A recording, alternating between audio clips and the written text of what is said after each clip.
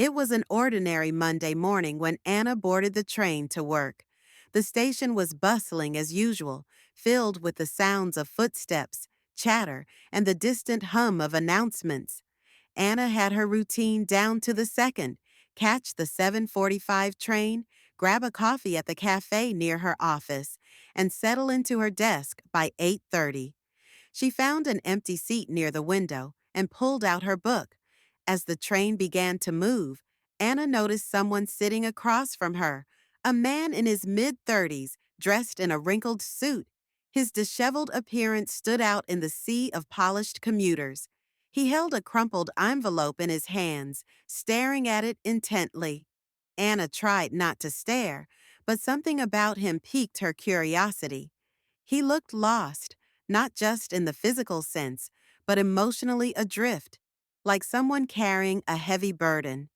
A few stops later, the train filled up, and the man was jostled by the crowd. The envelope slipped from his hands and landed at Anna's feet. She picked it up and handed it back to him. "Thank you," he mumbled, his voice barely audible.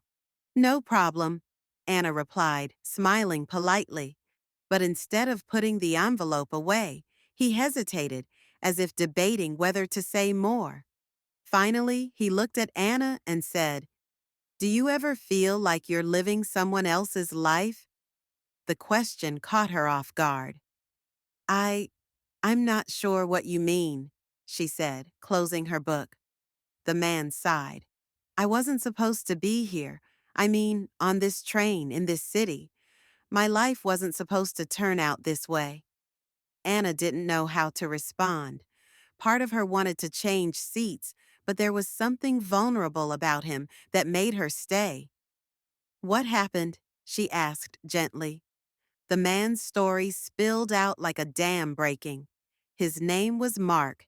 He had once been a successful architect, happily married with a young son.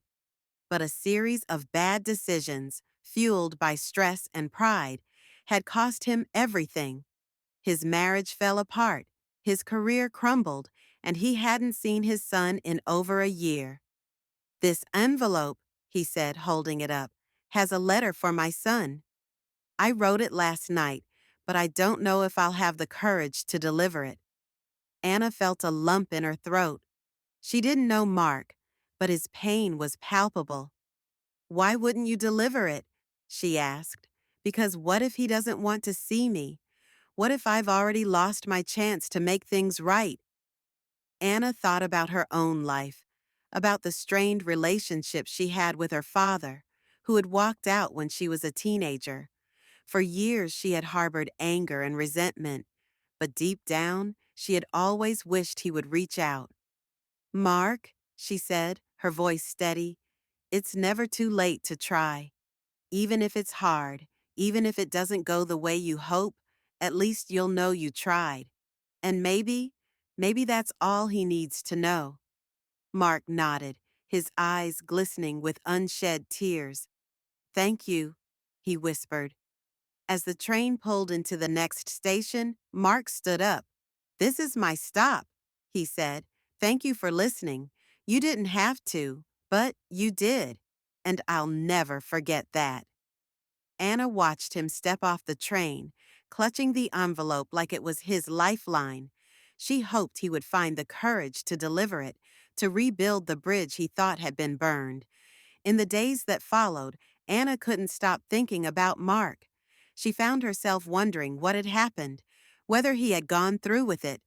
Then, one evening, as she was scrolling through her emails, a message caught her eye.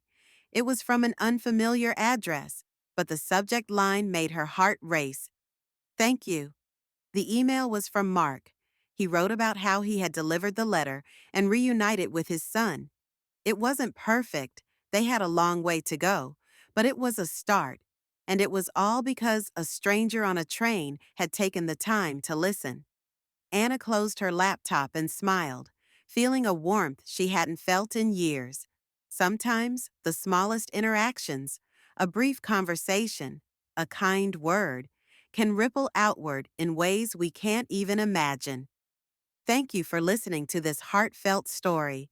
If you enjoyed it, Please like, share, and subscribe for more tales that remind us of the power of connection and compassion.